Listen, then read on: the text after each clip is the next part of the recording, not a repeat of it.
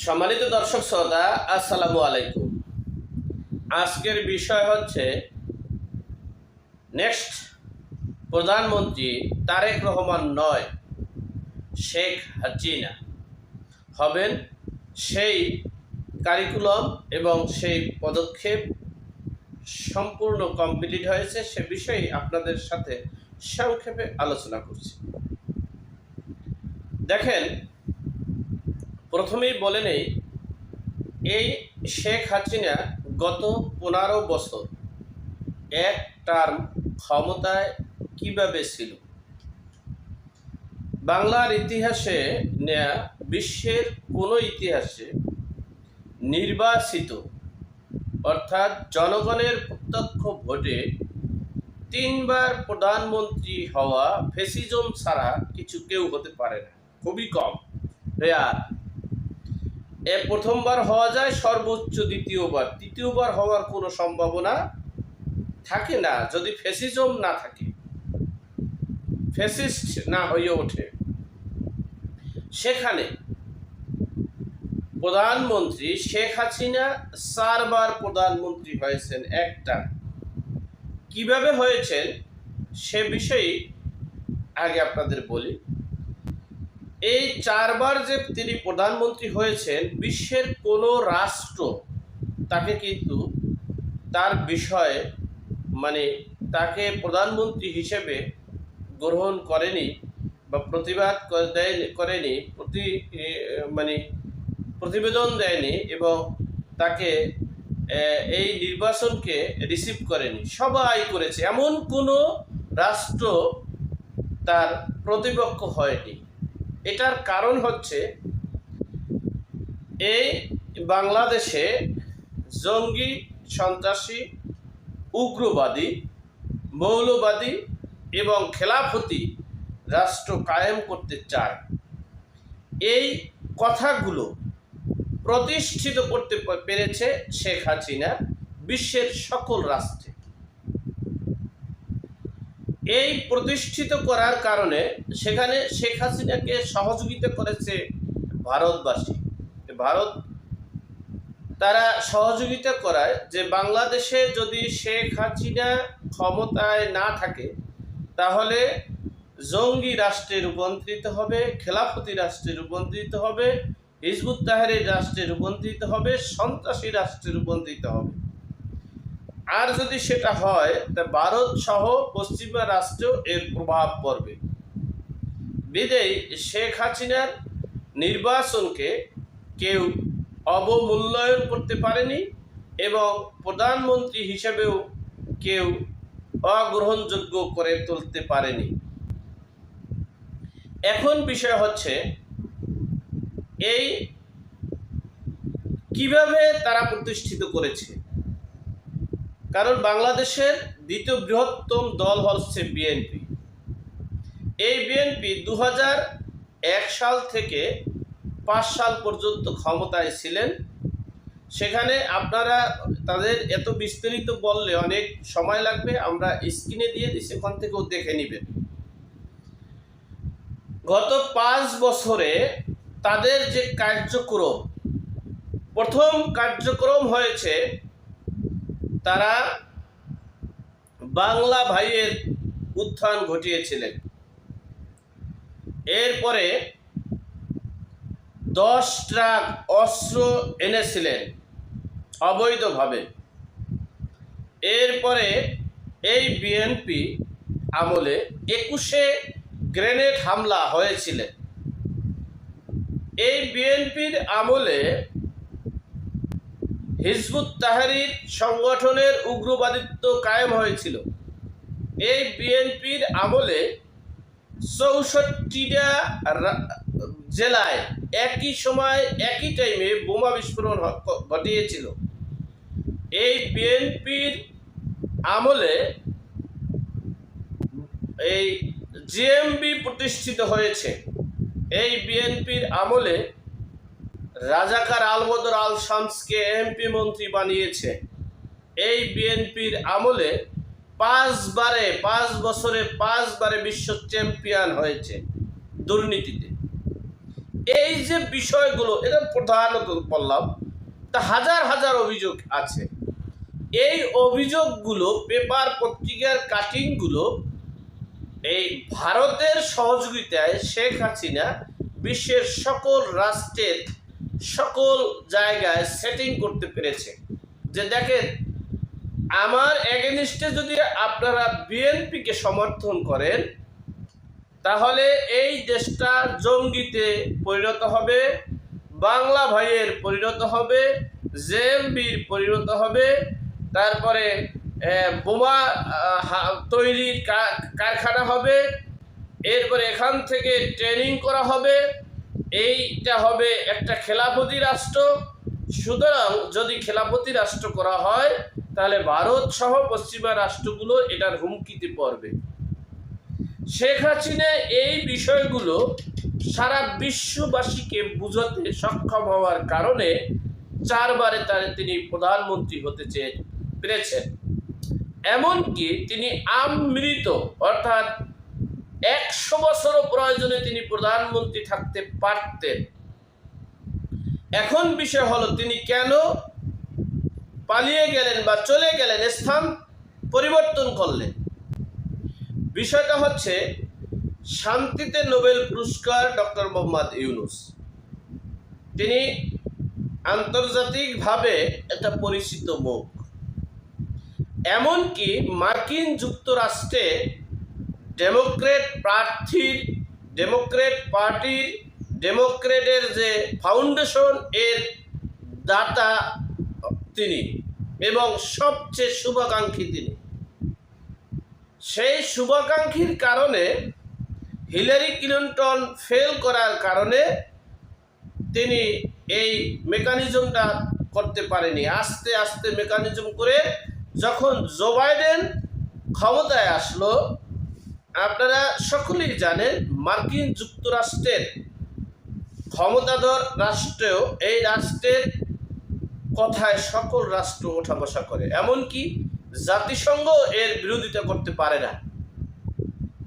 জাতিসংঘ তো নামের একটা সংঘ, যাই হোক, তাদের শক্তি সামর্থ্য কি আছে বিশ্ববাসী সবাই জানে। যাই হোক, এই জো বাইডেন জাতিসংঘের কাছে হস্তক্ষেপ করে, জাতিসংঘ, জো বাইডেন, মার্কিন যুক্তরাষ্ট্র প্লাস পাকিস্তান, এরপরে খেলাফতি আছে, হিজবুত তাহরির আছে, জেএমবি আছে, এগুলো তো এক্সট্রা।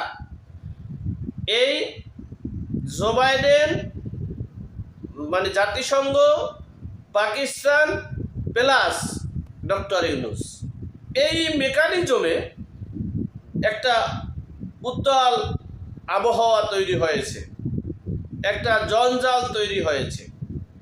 বিধেই শেখ হাসিনা ভারত এটা টের পেয়ে তারা বিভিন্নভাবে এটাকে হ্যান্ডেলিং করার চেষ্টা করেছে।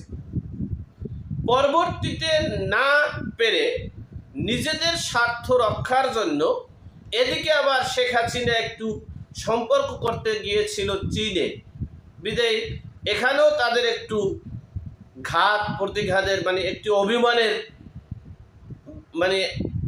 অভিমান শুরু হয়েছে ভারতের। এই অভিমানটা প্লাস এই যে মেকানিজম, জাতিসংঘ, যুক্তরাষ্ট্র, এরপরে পাকিস্তান মিলিয়ে এই মেকানিজমে পা দিয়েছে ভারত। পা দিয়ে একটা সিদ্ধান্ত করেছিল শেখ হাসিনাকে পদত্যাগ করাইয়া এরপরে একটা অন্তর্বর্তীকালীন সরকার গঠন করবে, অথবা তত্ত্বাবধায়ক সরকার গঠন করবে। সেখানে নেতৃত্বে হয়তোবা আসিফ নজরুল সাহেব বা অন্য কেউ থাকবে, অথবা এই যে যারাই আর কি থাকবে, সেই প্ল্যান, সেই পরিকল্পনা করেছিল।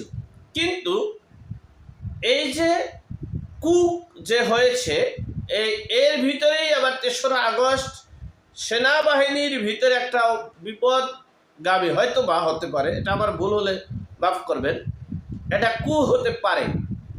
সেই কু প্লাস এই সকল কিছুকে ওভারকাম করে এই ডক্টর মোহাম্মদ ইউনূসকে উপদেষ্টা করা হয়েছে। বিদেয়ী বাংলাদেশে খেলাফতি রাষ্ট্রের দিকে ধাবিত হয়েছে। এখন বিষয় হলো, এই যে শেখ হাসিনা পালিয়ে গেল, স্থানান্তর করলো, এই পালিয়ে যাওয়ার পরে যে অন্তর্বর্তীকালীন সরকার গঠন করলো, সেই অন্তর্বর্তীকালীন সরকারের 7 মাসে পৃথিবীর ইতিহাস বিরল যে এমন কোনো মামলা নেই যে মামলা খারিজ হয় নাই।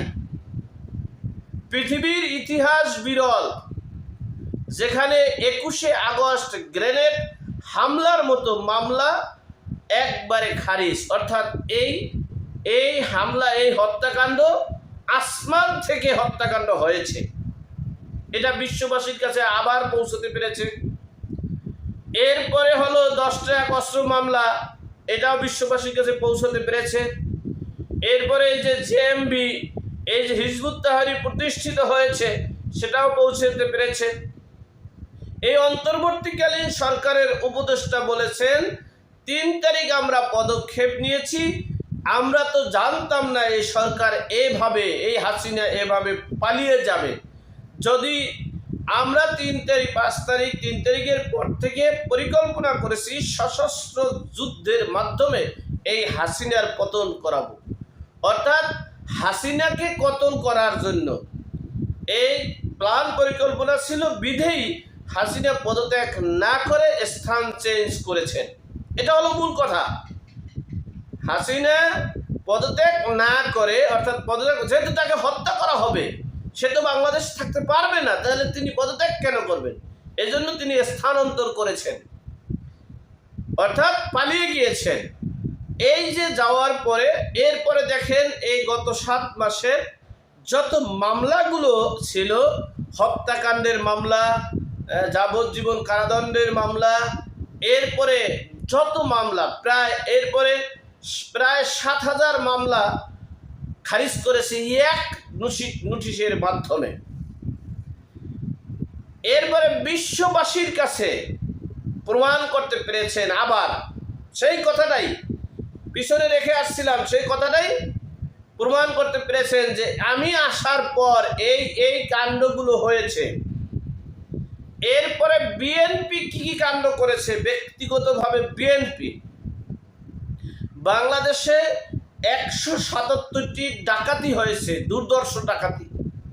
সেই ডাকাতির 163টি ডাকাতি করেছেন বিএনপি। পত্রিকার রিপোর্ট, আমার মুখের কথা না, আপনারা এখানে দেখে নেবেন। এরপরে হচ্ছে 7টি দুর্ধর্ষ ডাকাতি হয়েছে, আওয়ামী লীগের সহযোগী ছিল, আর অন্যান্য দুর্বৃত্তরা করেছে 7টি। এ গেল 1।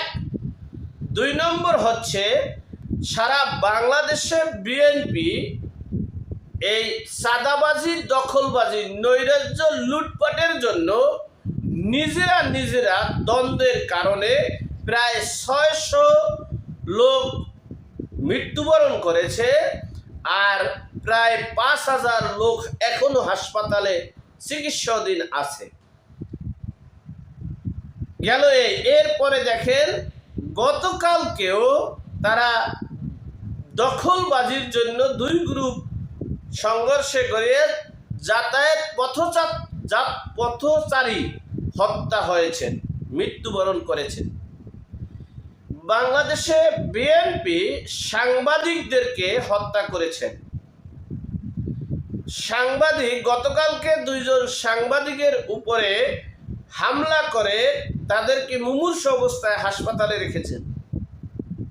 পৃথিবীর এমন কোনো কাজ নেই যে কাজগুলো গত 7.5 মাসে, অর্থাৎ তারা ক্ষমতায় যায়নি, ক্ষমতা নয়, অন্তর্বর্তীকালীন সরকার, অর্থাৎ একটা নির্বাচন দিবে, পরবর্তী নির্বাচন দেওয়ার জন্য একটা নিরপেক্ষ নির্দলীয় অন্তর্বর্তীকালীন সরকার, সেই সরকারের আমলে তারা এই কাজগুলো করেছে।